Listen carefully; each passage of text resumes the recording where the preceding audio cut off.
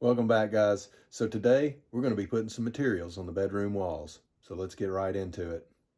So the window is now installed. It has been glued in with spray foam insulation and is secure. The ground layer of wall material is on and dry and finished. I just put the final layers on this lower section where we had some big chunks missing, and I just had to like layer and build it out. I did a little bit of spray foam underneath the window sill here, and now I've got the ground puts in place, and now that just needs to dry. But we've got some loose paint material of some sort on the ceiling, so we're going to do a light sanding on that. So we want to get the ceiling prepped and ready, but I do probably need to go ahead and put the electrical box in here. Oh no, I wasn't filming. Do it all over again. All of the walls are sanded and cleaned. I blew them with my little Makita blower that blew all the dust out. We've got all the large holes patched, and we've got the ceiling sanded to where it will absorb moisture. And so now the next thing that we are going to do is roll on this. It's like a primer, so that helps control the moisture absorption from the next couple of coats. That has to dry for 24 hours, and then we're ready for the middle coat. All right, so we are prepped and ready to start putting the wall materials on.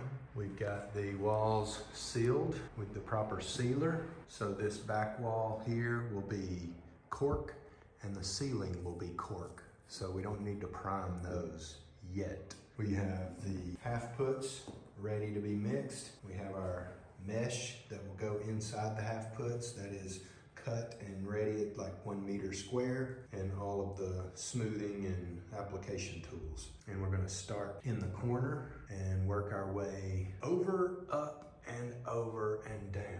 Okay, the first wall is complete. It looks really nice, smoothed out really nice. So I went ahead and put just small thin layers in these areas. These were some little holes, and this outlet was sunken in a little bit there, and I had just a little bit of leftover material, and rather than waste it, I just went ahead and put some in there that's maybe 1 millimeter or 2 thick here. And then here, when I was grinding the wall, I basically cut a groove all the way down here. So about where these little marks are here was the low spot. I filled in and got that to smooth out just a little bit better, so that when we put our actual coat on, it will not be so thick in those areas, because it's like 24 hours per millimeter is what you're supposed to allow it to dry.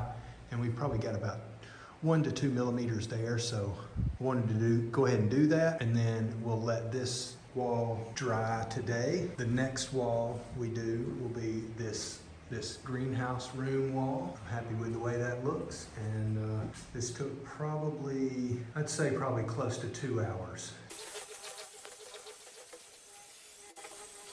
All right, so we have the wall materials on 3 walls. This back wall here, and the ceiling is going to get cork. So I am getting ready to put the cork on. I'm going to start on this wall. So I've got the wall protected against the glue that I'm going to be using. I don't want to get that on my new wall. Okay, it's another day.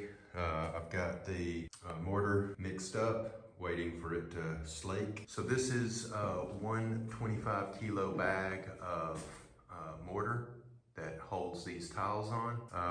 I have currently broken 3 tiles. I didn't stick them to the ceiling good enough before I let go of them. So it's pretty imperative that you really push a large surface area to the ceiling to keep it from releasing. It means you've got to slide your hands around and make sure that it's actually contacting in all 4 corners, all the perimeters, and in the middle a little bit. Before you ever even take your hand off the tile, just slide your hand around, make sure that it's actually pressed in good. I didn't film any of this, but the first tile I put up broke. Pushed it up, I thought it was hanging on. I started pressing one side and the other side just fell. So I had to tear it down. And then the last tile that I put up did the same thing. I've gotten this far with one 25 kilogram bag. I should have been able to get probably a whole extra roll or 3 tiles. Basically, I've broken 3 tiles.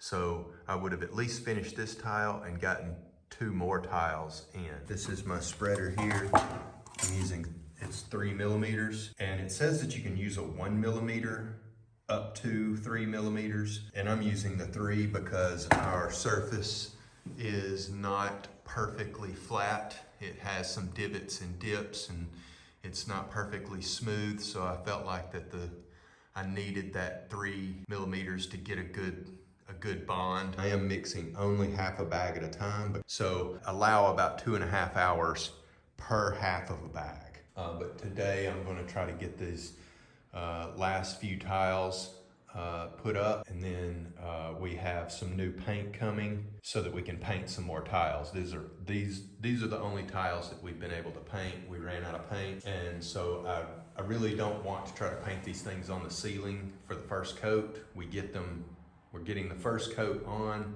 get them glued up, and then once everything's glued up, we'll do another coat on the ceiling and we'll paint the wall and the ceiling at the same time. We'll be back once I have these last few tiles that I can get put up with this half a bag. All right, it's another day, and I have painted the next batch of tiles that will go on the ceiling. This is how far I got yesterday, hoping to complete this roll and get hopefully the complete next roll done. We'll see how far I can get.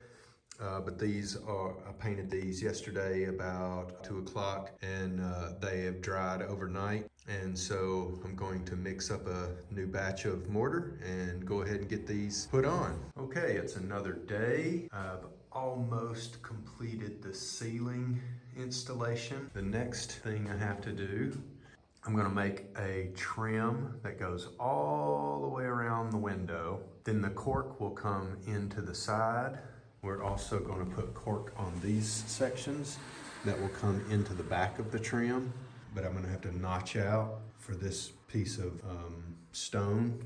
So once I have that in place, and that will give us a nice corner here, a nice strong corner, because the cork is not very strong. So I'm going to go ahead and trim out the window and have it complete, because another batch of material will be way more than I need for just this small section here. Once I have this window trimmed out, then whatever I have left over, I can go ahead and pretty much do this whole wall. It shouldn't be as difficult as doing the ceiling, just because it's not hanging upside down and I'm having to climb up and down on this scaffolding. And once I get the first layer, at least the first and second layer from the top, all this can be done from the floor. It should be pretty easy. Well, I've spent most of the day cutting all the trim parts for this window. So we've gone completely around. I have some small trim pieces at the bottom and at the top. And as you can see, the tile fits down into them, tucks in behind here so that you can't see the edges. Also on the sides, it will tuck back behind the edges here so you won't see the edges there all the way around. Because if you notice, the edges aren't perfect. And when you cut them, these are much nicer cuts than what I can do with a razor blade. So what I'll do is put the factory cut edge against the window. The edge that I cut will go inside the groove. So now what I've done here, or the upper part, is I've done a 45-degree angle on this board, and now it looks as if it is one big beam. You can see I've just got this one screw holding this up here. You can see where I did my stop cuts so that I didn't have 45-degree angles coming out here. All of this will get painted white. I have one piece of trim here that will go up here, and that'll be the final piece. We also notched around the corners of the window seat. So that looks nice. And so now we're gonna clean them, pre-paint them, And we're also gonna paint the window white. This will be the next window that I get trimmed out. Now I'm not doing cork on this one, so I don't have to do any of the relief cuts. And we'll cap this off and make that look nice and make it look similar to how this one looks. All right, well there's a day's work. All right, it is another day. It is Saturday and the sun is out. Oh my goodness. It's been raining here for like 2 weeks straight. So I got these, this is all the window trim parts. They are now painted and ready to be installed. I think I'm gonna glue most of them on with just construction adhesive. A couple will get screwed on. Those are ready. And this still needs to be painted. So I'm going to do that right now. I'm gonna go ahead and get some paint on this part here. We may even try to paint the window, but we want to paint this window white, and it'd probably be better to do that before we put the cork on. So I'm going to get this painted, and once that is painted, we will start putting on the wall tiles. Now I still have a couple of ceiling tiles to put in, but that shouldn't take long. And hopefully these will go on much faster because they're on the wall. So I want to show you just quick profile. You can see how I've cut these, the relief cuts. So there'll be a piece that comes into the back of here and a piece that comes into the back of here. So this is inside the window and this is the outer edge out on the wall. So I just wanted to show that before we start installing them.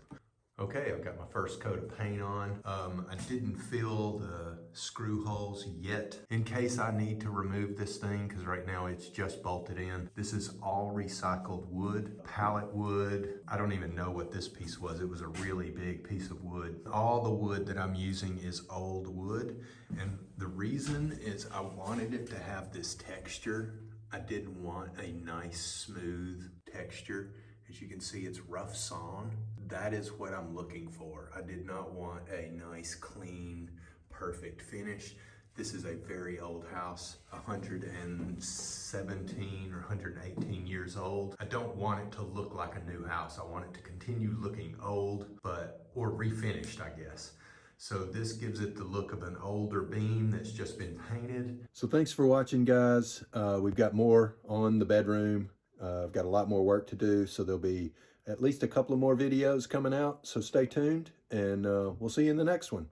Thanks for watching.